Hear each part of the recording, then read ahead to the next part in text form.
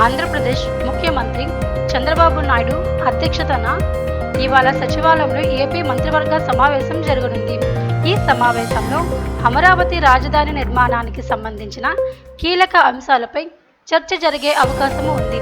ముఖ్యంగా అదనపు భూసేకరణ, శంకుస్థాపన తేదీల ఖరారు వంటి కీలక విషయాలు ఈ సమావేశంలో ప్రస్తావనకు రానున్నాయి. ఇప్పటికే సిఆర్డీఏ భేటీలో తీసుకున్న నిర్ణయాలకు గ్రీన్ సిగ్నల్ ఇవ్వనున్నట్లు సమాచారం. క్యాపిటల్ రీజియన్ పరిధిలో ఇప్పటి వరకు నిర్మాణ పనులను పొందిన ఏజెన్సీలకు లెటర్ ఆఫ్ యాక్సెప్టెన్స్ ఇచ్చే అంశంపైన మంత్రివర్గం ఆమోదం తెలపనుంది. ప్రపంచ బ్యాంక్ ఇప్పటికే అమరావతి నిర్మాణానికి 15,000 కోట్ల రుణాన్ని మంజూరు చేసింది. ఈ నిధులతో అభివృద్ధి పనులు వేగంగా ముందుకు సాగనున్నాయి.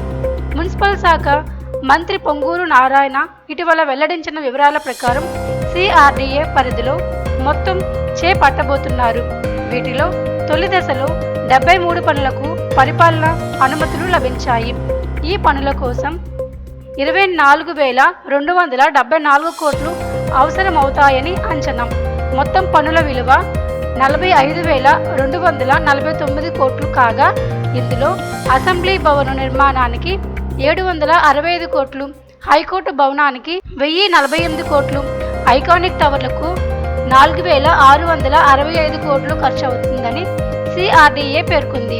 రహదారుల కోసం 9,699 కోట్లు, ఇతర రోడ్లకు 7,794 కోట్లు మేర వ్యయం చేస్తారు. ఇవే కాకుండా సిఆర్డీఏ 45వ సమావేశంలో ఆమోదించిన పలు ప్రాజెక్టులకు కూడా మంత్రివర్గం ఆమోదం లభించే అవకాశము ఉంది. జరీబు భూములు, రైతులకు తిరిగి ఇవ్వాల్సిన ప్లాట్లపై హైకోర్టు, శాసనసభ భవనాల టెండర్లు, 473 కోట్ల నిధుల విడుదలకు అనుమతులిచ్చే దిశగా చర్చ జరగనుంది.